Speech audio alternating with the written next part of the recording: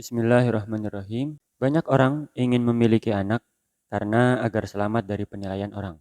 Kan ada saja saudara atau tetangga yang nanyain terus, kapan punya anak? Ada juga yang ingin punya anak karena ingin punya penerus yang kelak menjaga kekayaan dan usahanya setelah meninggal dunia nanti. Ada lagi karena melihat orang lain punya anak, lucu-lucu, kan, sehingga mereka juga ingin memiliki seperti yang mereka. Apalagi kalau seumuran, tetanggaan, nikah di tahun atau bulan yang sama. Makin rasanya darurat banget harus punya anak. Dan masih banyak lagi niat para orang tua ketika berharap punya anak. Kalau kamu mau punya anak, kenapa? Atau yang sudah punya anak, dulu ketika punya anak niatnya apa sih? Mau apa sih? Nah, terus memang masalah dengan alasan atau berbagai niat tadi. Aku nggak mau bilang masalah atau enggak dulu, benar atau salah dulu. Mending dengerin ya sampai habis biar kamu dapat semua insight-nya. Oke, kali ini kita ngomongin niat nih. Kamu tahu apa nama bab pertama dalam setiap buku hadis yang disusun oleh para ulama? Kalau kamu perhatiin, semua ulama hadis ketika menyusun bab dalam kitab hadisnya selalu diawali pada bab pertamanya dengan bab niat. Hal ini menunjukkan bahwa niat itu penting banget dan yang harus paling awal kita pahamin. Dan dengan hadis yang terkenal dan kamu semua pasti hafal, potongan bunyinya innamal a'malu binniyat. Yang artinya sesungguhnya setiap amal itu tergantung pada niatnya. Sampai ada pertanyaan lucu. Kalau orang jatuh dari gedung bertingkat, kira-kira apanya dulu? Mungkin ada yang menjawab kepalanya, kakinya, atau badannya secara bersamaan? Bukan ya?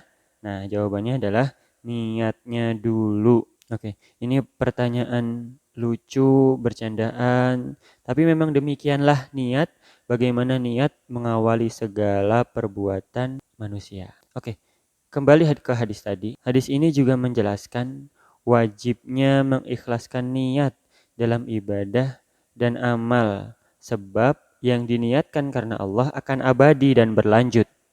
Sedang yang diniatkan kepada selain Allah akan terputus. Dengan tolak ukur ini, Allah akan menganugerahkan kepada pasangan suami istri apa yang sesuai niat mereka ketika merencanakan dan mengusahakan untuk memiliki anak.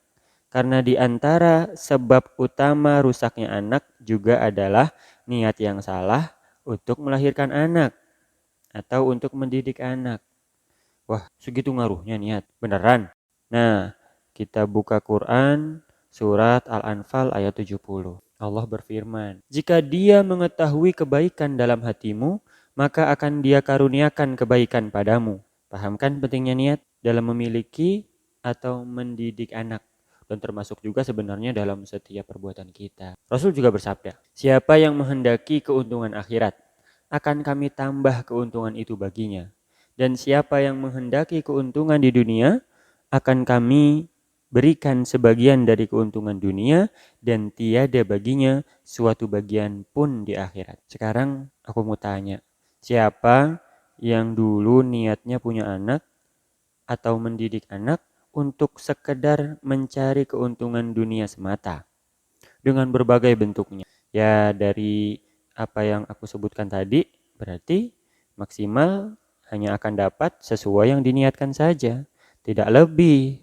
Rugi banget kan? Dan sebagai muslim kita juga tahu kan, akhirat itu abadi, sedangkan dunia itu fana. Kalau niatnya memiliki anak untuk akhirat dan niatnya murni karena Allah, maka Allah akan memberkahinya, menguatkannya, menjadi penolongnya apapun yang dihadapi. Biar makin jelas kita ngomongin niat nih, perhatikan contohnya dalam catatan sejarah. Kisah lahirnya seorang anak perempuan solihah. Satu dari 4 perempuan terbaik yang disebutkan Rasulullah Shallallahu Alaihi Wasallam. Ibu seorang nabi, anak dari keluarga yang mulia, Maryam binti Imran namanya. Kisahnya tercatat dalam surat Al-Imran ayat 35 sampai 37 diantaranya. Berikut kisahnya. Ingatlah ketika istri Imran berkata, "Ya Tuhanku, sesungguhnya aku menazarkan kepada Engkau anak yang dalam kandunganku menjadi hamba yang solih dan berkhidmat di Baitul Maqdis. Karena itu, terimalah nazar itu daripadaku, sesungguhnya engkaulah yang maha mendengar lagi maha mengetahui. Maka tatkala istri Imran melahirkan anaknya, dia pun berkata, "Ya Tuhanku, sesungguhnya aku melahirkannya seorang anak perempuan, dan Allah lebih mengetahui apa yang dilahirkannya itu. Dan anak laki-laki tidaklah seperti anak perempuan. Sesungguhnya aku telah menamai dia Maryam, dan aku mohon perlindungan untuknya serta anak-anak keturunannya kepada engkau dari setan yang terkutuk." Maka Tuhannya menerimanya sebagai nazar dengan penerimaan yang baik dan mendidiknya dengan pendidikan yang baik, dan Allah menjadikan Zakaria sebagai pemeliharanya. Setiap kali Zakaria masuk untuk menemui Maryam di mihrab, ia dapati makanan di sisinya. Zakaria berkata, "Hai Maryam, dari mana kamu memperoleh makanan ini?"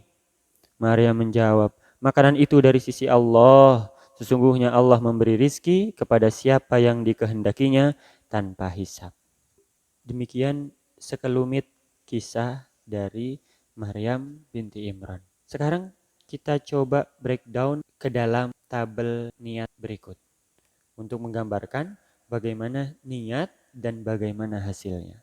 Oke, yang pertama niatnya. "Ya Tuhanku, sesungguhnya aku bernazar kepadamu apa yang dalam kandunganku kelak menjadi hamba yang mengabdi padamu." Maksudnya di sini beliau Ibu Maryam bernazar memasang niat agar anaknya nanti fokus mengabdi pada Allah, berkhidmat di Baitul Maqdis. Yang kedua, niatnya, "Ya Tuhanku, sesungguhnya aku telah melahirkan anak perempuan." Maksudnya laki-laki berbeda dengan perempuan dalam hal kekuatan ibadah dan kesabaran dalam berkhidmat di Baitul Maqdis. Sang ibu ingin memberikan yang terbaik pada Allah, tapi yang lahir perempuan. Maka sang ibu atas niatnya mengusahakan yang terbaik pada anaknya agar anaknya jadi yang terbaik untuk mengabdi kepada Allah. Yang ketiga, "Dan sesungguhnya aku memohon perlindungan kepadamu untuknya dari setan yang terkutuk." Maksudnya, sang ibu senantiasa berdoa untuk kebaikan dan perlindungan anaknya serta keturunannya kepada Allah. Nah, itu tadi apa yang diniatkan oleh Ibu Maryam. Setidaknya ada 3 yang bisa kita rumuskan. Lalu bagaimana hasilnya? Masih di rangkaian ayat dalam surat Ali Imran. Yang pertama, "Dan Tuhannya menerimanya dengan penerimaan yang baik." Oke, niatnya diterima. Yang kedua, "Dan mendidiknya dengan pendidikan yang baik, sehingga Ibu Maryam menjadikan paras putrinya cantik dan segala sesuatu untuk memudahkan sebab-sebab diterimanya nazar itu, serta menggabungkannya bersama orang-orang solih, supaya Maryam belajar dari mereka ilmu, kebaikan, dan agama." Yang ketiga, "Dan Allah menjadikan Zakaria pemeliharanya." Nah, maka siapa yang dapat mengajarkan agama lebih baik dari Zakaria saat itu?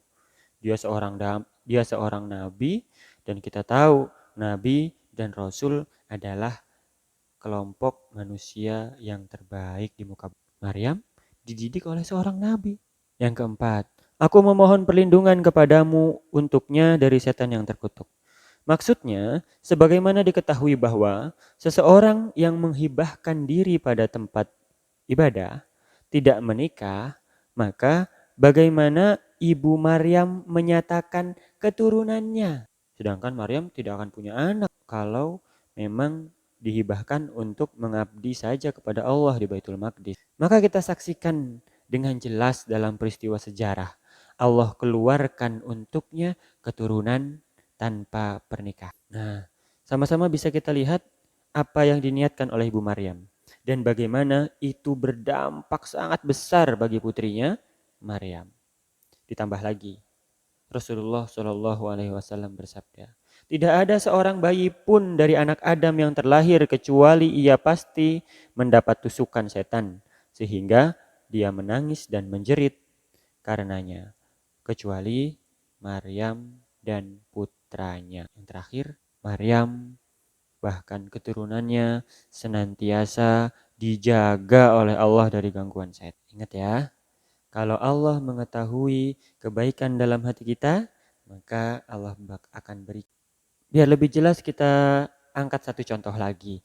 Sebuah kisah istimewa lain yang dekat sosoknya dengan Maryam dan keluarga Imran, yaitu kisah Nabi Zakaria dan putranya Yahya alaihi wassalam. Dalam surat Ali Imran begini cerita. Di sanalah Zakaria berdoa kepada Tuhannya seraya berkata, "Ya Tuhanku, berilah aku dari sisi Engkau seorang anak yang baik. Sesungguhnya Engkau Maha Pendengar doa." Kemudian malaikat Jibril memanggil Zakaria, sedang ia tengah berdiri melakukan sholat di mihrab. Sesungguhnya Allah memberikan kabar gembira kepadamu dengan kelahiran seorang putra, Yahya, yang membenarkan kalimat yang datang dari Allah, menjadi panutan, menahan diri dari hawa nafsu, dan seorang nabi termasuk keturunan orang-orang yang saleh. Dalam surat Maryam, yang dibacakan ini adalah penjelasan tentang rahmat Tuhan kamu kepada hambanya Zakaria. Yaitu tatkala ia berdoa kepada Tuhannya dengan suara yang lembut. Ia berkata, "Ya Tuhanku, sesungguhnya tulangku telah lemah dan kepalaku telah ditumbuhi uban. Dan aku belum pernah kecewa dalam berdoa kepadamu. Ya Tuhanku, dan sesungguhnya aku khawatir terhadap mawaliku sepeninggalku.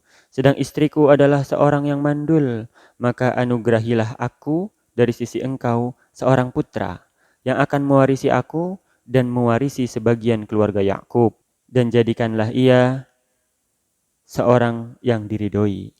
Hai Zakaria, sesungguhnya kami memberi kabar gembira kepadamu akan mendapat seorang anak yang namanya Yahya, yang sebelumnya kami belum pernah menciptakan orang yang serupa dengan dia. Wahai Yahya, ambillah Alkitab dengan sungguh-sungguh, dan kami berikan kepadanya hikmah selagi ia masih kanak-kanak, dan rasa belah kasihan yang mendalam dari sisi kami, dan kesucian dari dosa, dan dia adalah seorang yang bertakwa. Dan seorang yang berbakti kepada kedua orang tuanya, dan bukanlah ia orang yang sombong lagi durhaka. Kesejahteraan atas dirinya pada hari ia dilahirkan, dan pada hari ia meninggal, dan pada hari ia dibangkitkan hidup kembali. Oke, sekarang kita breakdown lagi kisah Yahya dan putranya ke dalam tabel niat berikut. Yang pertama, niatnya. Duhai Robku, anugerahkanlah kepadaku dari sisimu anak keturunan yang baik. Sesungguhnya Engkau Maha mendengar segala doa. Maksudnya Nabi Zakaria minta keturunan yang baik dari Allah. Tujuan doa Zakaria bukanlah untuk kenikmatan dunia, akan tetapi ia khawatir terhadap anak-anak pamannya dan orang-orang yang satu garis keturunan dengannya dari Bani Israel. Mereka tidak cakap menggantikannya bagi umatnya. Maka ia memohon kepada Allah seorang anak yang akan menjadi nabi sepeninggalnya dan diridhoi di sisi Allah. Dan hasilnya kita bisa dapatkan di surat Maryam tadi. Yang pertama, yang membenarkan sebuah kalimat dari Allah.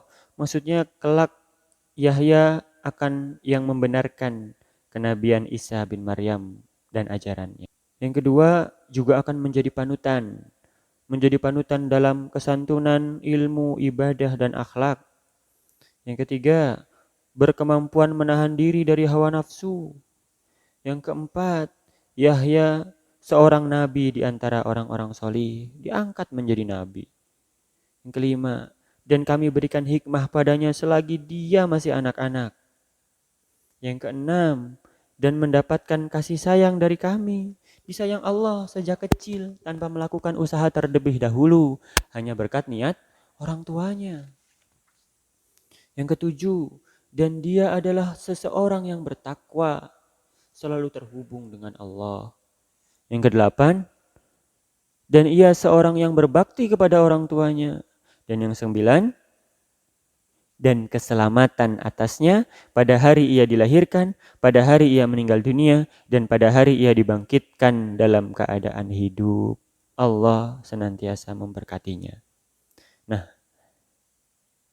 sudah perhatikan kan? Bagaimana niat itu begitu besar dampaknya kepada anak. Insya Allah, betapa luar biasanya.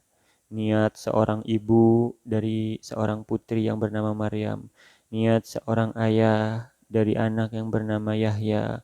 Begitu besar dampaknya dalam bentuk kebaikan dan berbagai berkah dan karunia dari Allah yang turun kepada anak-anak yang memang dari awal diniatkan untuk Allah. Kita benerin niat kita masing-masing. Kita niatkan semuanya adalah untuk Allah. Alhamdulillah. Semoga bermanfaat.